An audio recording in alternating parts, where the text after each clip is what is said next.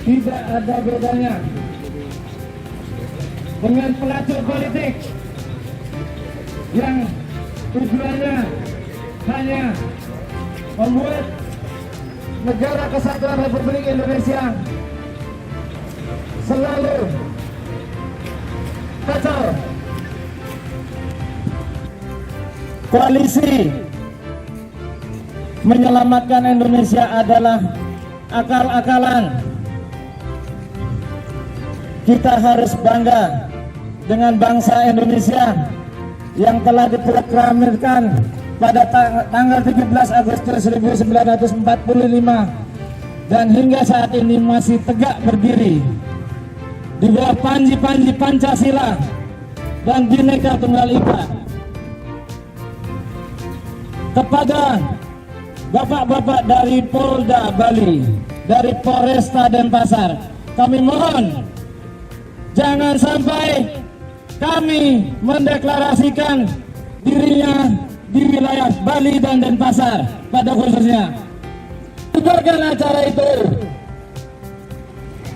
Kami tidak takut meneteskan darah demi keutuhan bangsa Indonesia, negara kesatuan Republik Indonesia yang berdasarkan Pancasila dan Undang-Undang Dasar 45. Kita tahu apa yang dilakukan oleh kami dari deklarasi yang pertama di Jakarta, bahwa dia akan memajukan pemerintahan, menurunkan presiden yang sah. Itu sudah melanggar konstitusi bangsa. Dan kita tahu siapa ada di balik itu. Ada Dim Sasu dan ada kelompok-kelompok 212. Kenapa dilakukan ini? Karena mereka tidak terima dengan pemerintah yang ada. Pemerintah yang merakyat yang dilakukan oleh Jokowi. Bukan kami adalah pendukung Jokowi yang seperti orang-orang lain. Kami mendukung pemerintahan yang benar, yang sah menurut bangsa Indonesia, menurut konstitusi yang ada. Harapan kami, harapan kita di sini, pemerintah menolak berdeklarasinya kami di Bali, karena akan merusak sendi-sendi persaudaraan kita antar umat beragama, karena tidak cocok dengan kultur budaya yang ada di Bali. Dari PGN itu dari organisasi yang lintas agama, dari suku, berbagai macam suku, berbagai macam agama. Kita akan berhadapan langsung.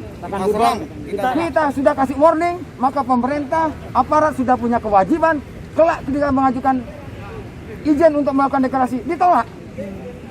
Jelas itu sudah ada pelanggaran terhadap konstitusi bangsa, menurunkan, memajulkan presiden Republik Indonesia yang dipilih melalui pemilu.